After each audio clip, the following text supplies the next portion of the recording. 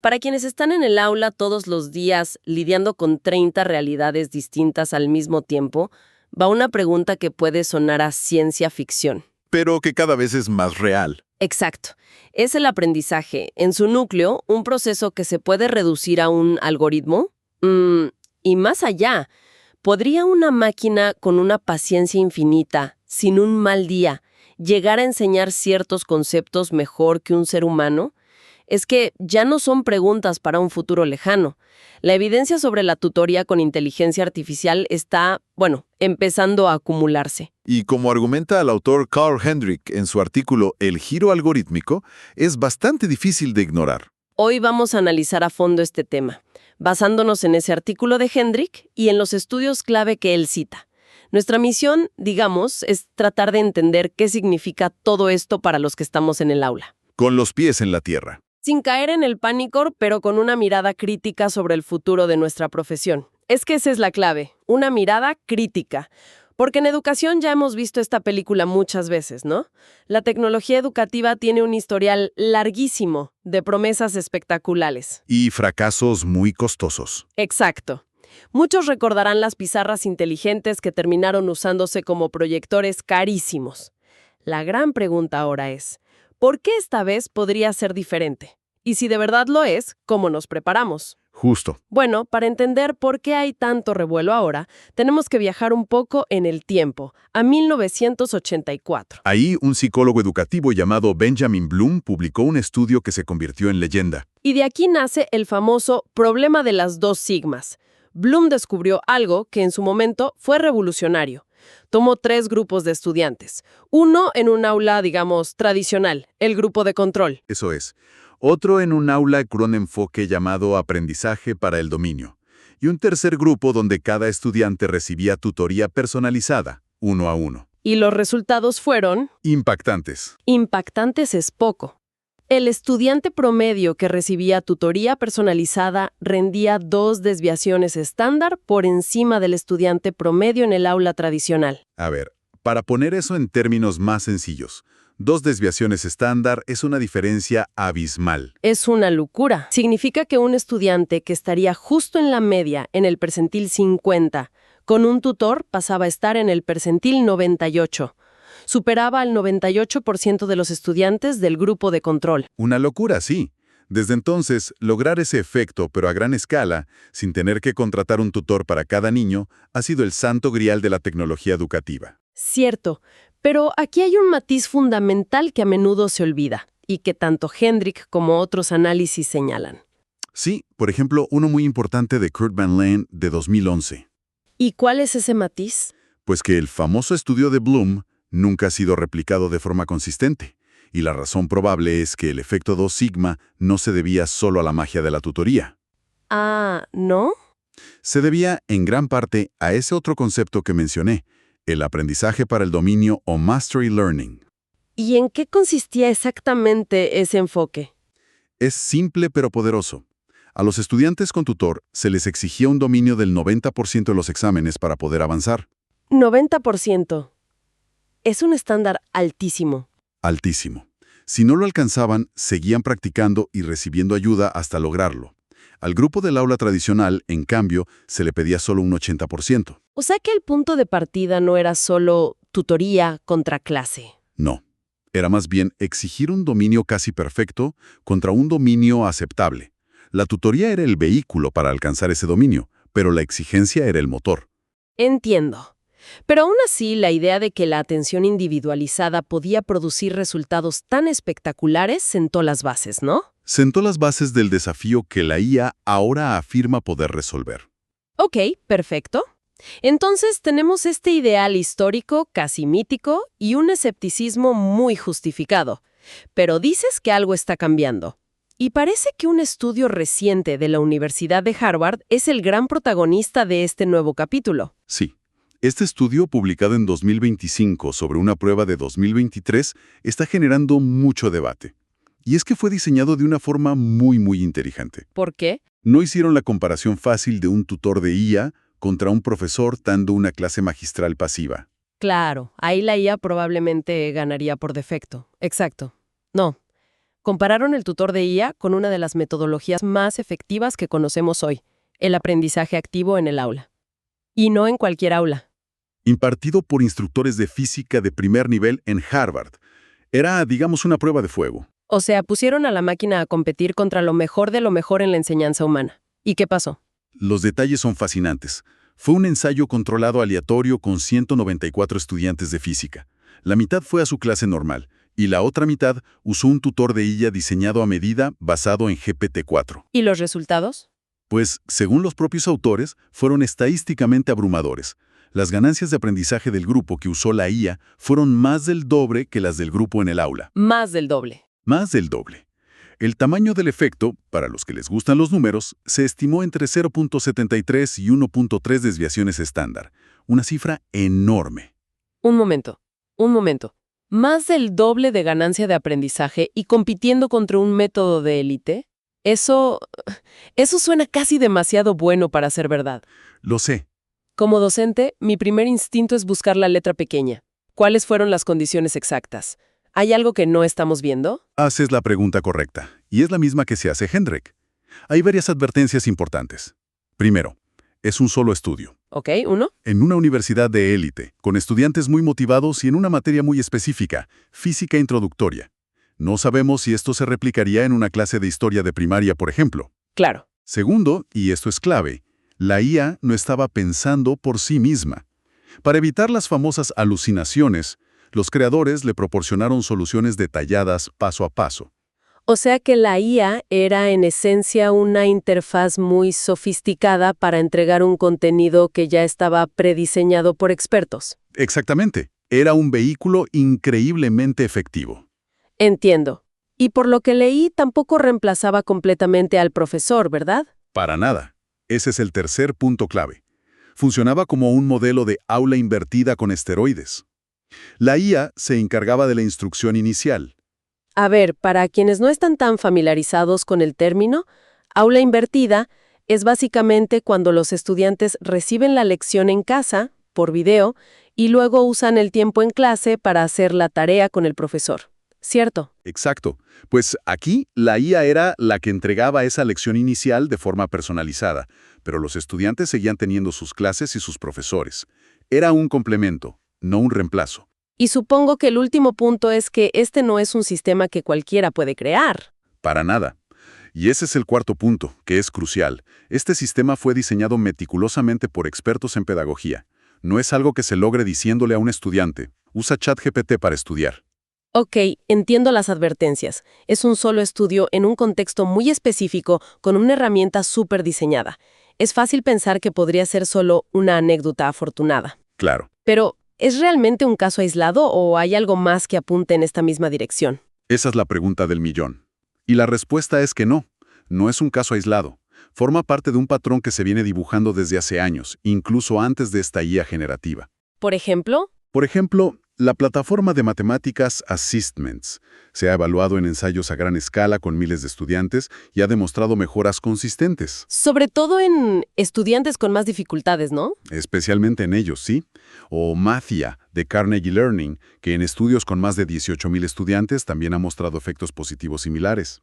Son ganancias más modestas que las de Harvard, pero son consistentes y a gran escala. Pero lo que me pareció más impactante del artículo de Hendrik es un dato que viene de mucho antes. ¿Te refieres al metaanálisis de Kurt Van Leen de 2011? Ese mismo. Es, en mi opinión, la pieza de evidencia más provocadora de todas. Van Leen analizó décadas de investigación sobre los llamados sistemas de tutoría inteligente. Que eran como los abuelos de lo que tenemos hoy. Exacto, versiones mucho más primitivas. Y lo que encontró fue alucinante. Los sistemas bien diseñados de esa época producían un tamaño de efecto promedio de 0.76 desviaciones estándar. Espera. ¿Me estás diciendo que ya en 2011 una máquina era estadísticamente casi tan efectiva como un tutor humano? Casi. Si recuerdas, el efecto de los tutores humanos en el análisis de Van Leen era de 0.79. La diferencia es mínima. ¿Y cómo es que eso no fue una revolución en su momento? Por dos motivos principales: costo y escala. Esos sistemas eran carísimos de desarrollar, muy específicos para una sola materia y difíciles de implementar. Eran una curiosidad de laboratorio. Entiendo. Lo que es radicalmente diferente ahora no es la idea, sino la trayectoria. Como dice Hendrick, la mayoría de las intervenciones educativas son estáticas.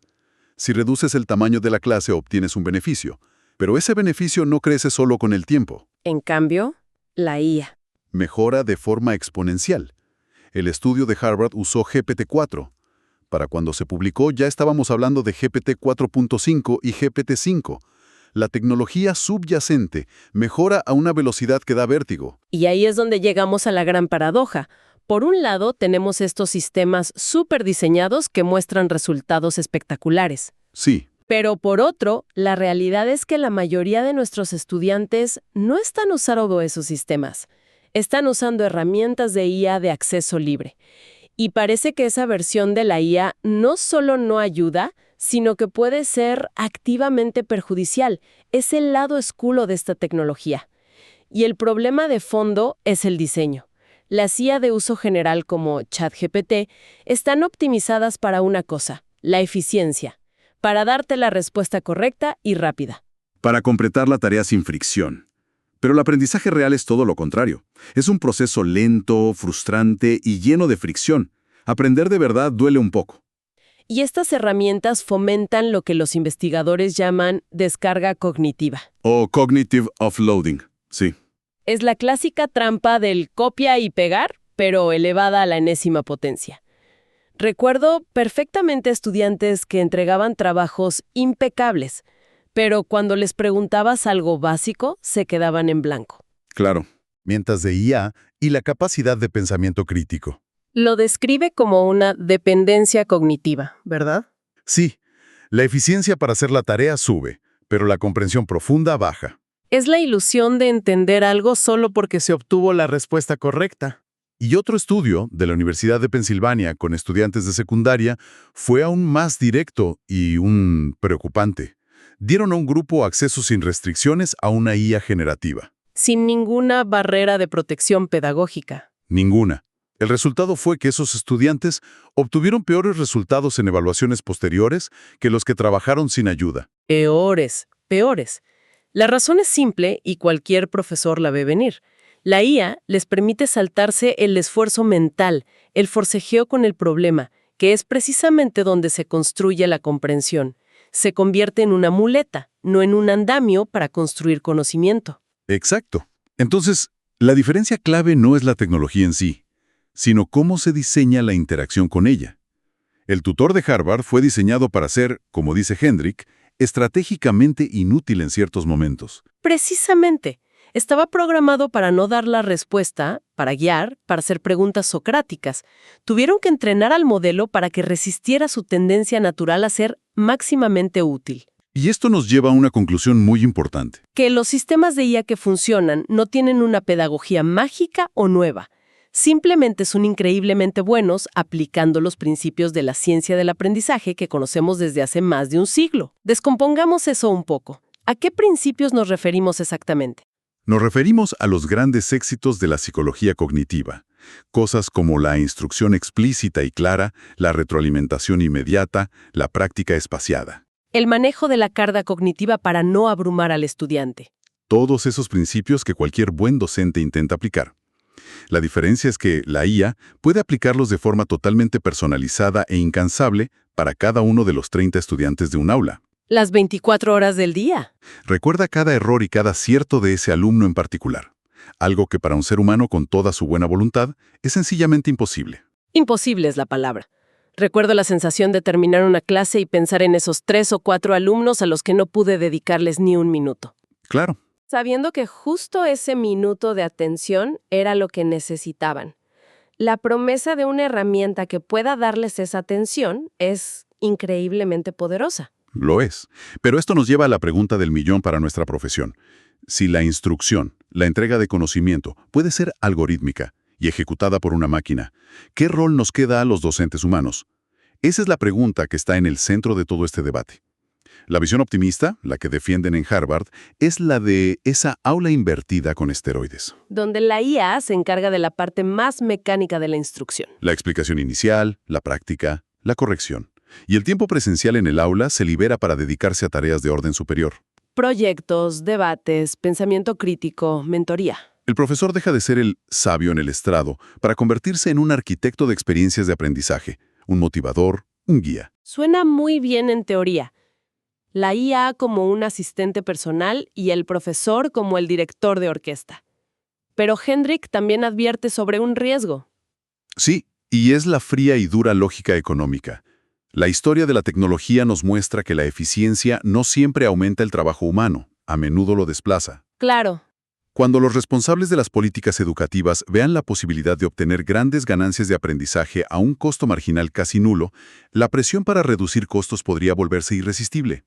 Y la pregunta que se harán será, ¿por qué pagar un sueldo a una persona para hacer algo que un algoritmo puede hacer más barato y, según estos estudios, más eficazmente?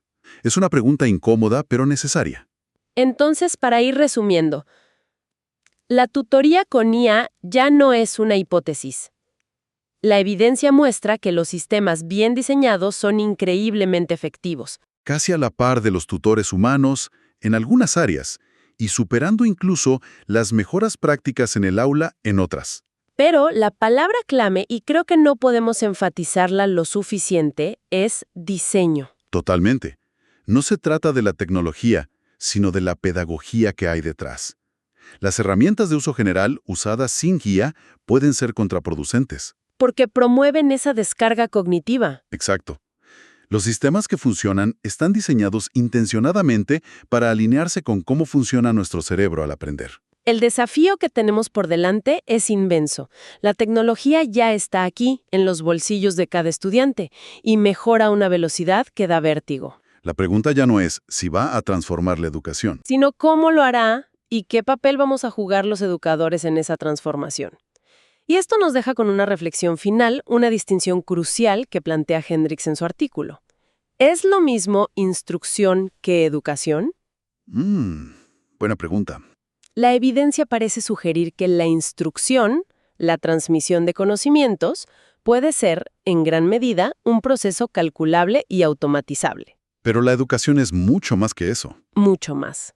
Quizá el verdadero desafío para los docentes en el futuro no será competir con el algoritmo en la eficiencia de la instrucción, Sino definir, defender y cultivar ese espacio misterioso y profundamente humano donde se enciende la curiosidad, se forja el carácter y una mente ayuda a despertar a otra. algo que quizás nunca pueda ser computado.